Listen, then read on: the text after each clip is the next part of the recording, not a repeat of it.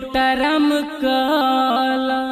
अरे लोंग ले आवा होंग ले आवा जावन चाही तवन ले आवा बाबा पर चढ़ावा बोला ए बुची एगो टोटरम काला लवंग जवाइन धल ढकनी में। ए बुची एगो टोटरम काला लवंग जवाइन धल ढकनी में।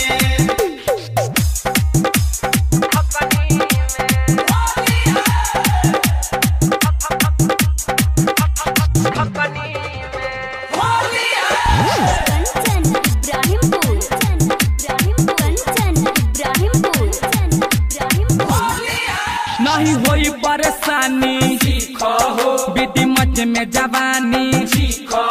नहीं होई परेशानी बीती मजे में जवानी। जो टोना में रह बुचिया गाँव फगुआ के धुन पे पुराना चुन चुन जवन कहतन सुन बुचिया। अंग में रंग जाई बेटा होई आगे चल के नेता होई। अंग में रंग जाई बेटा होई आगे चल के नेता होई। बड़ी सवाद डालो मखनी में। ए बुची एगो टोटरम काला सुतला भभूतला सारी अपन खूटला बाबा लगे आइल बारू मजा पूरा लूटला।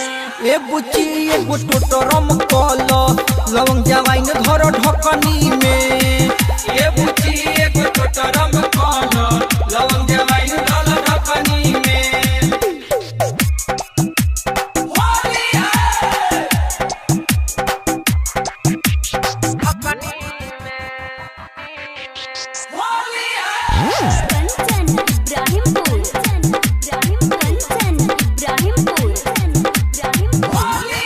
तनी हले हले हिला होली है अपन दहिया के ढीला।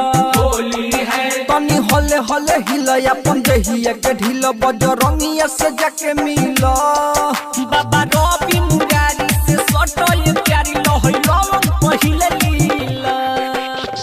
बल्टी में रंग पड़े होलर होलर दहिया के अपना तू करे द कलर। बल्कि में रंग करे होलर होलर दहिया के अपना तू करे द कलर।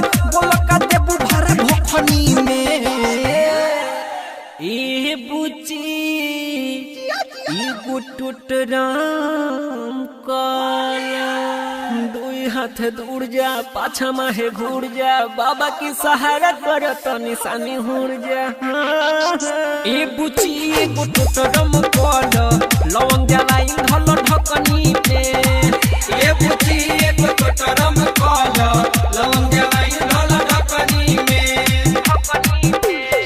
चढ़ फागुन पिचकारी मिली नया मरद सजा कहरी मिली। चढ़ल फागुन पिचकारी मिली नया मरद सारे कहरी मिली। पुआ खियाव तारू चखनी में। ए बुची एगो टोटरम काला। अरे लोंग ले आवा होंग ले आवा जावन चाही तवन ले आवा बाबा पर चढ़ावा बोला ए बुची एगो टोटरम काला लवंग जवाइन धर ढकनी में। ए